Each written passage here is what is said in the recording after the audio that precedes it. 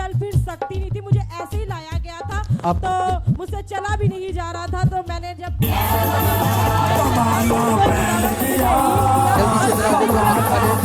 आई हूँ, कह रही मैं वहां से चलकर यहाँ तक आई हूँ, नहीं तो मुझे ऐसे ही लाया गया था, मुझसे चला नहीं जा रहा था। दोबारा बोलो, क्या प्रॉब्लम थी इनको? मुझे साल हो गया, मैं मेडिसिन खा रही थी, टेस्ट वगैरह सारे करवाती हूँ, क्लियर आते हैं, कोई मसला नहीं। बट अगर मैं रोजे में ठहरती हूँ तो मेरे नाक से खून आना शुरू हो जाता है, कभी दिल का मसला होता है, कभी मैदे का मसला। यार ये गवाही वाला माइक ही सही कर छड़ो। नहीं से नहीं बीमारी। आप खुद बताओ बेगम, खुद बताओ क्या करें।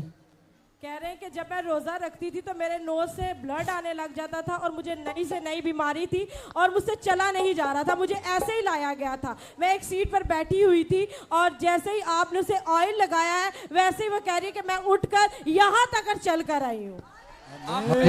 खुदावन तारीफ करो, चल कर दिखाए।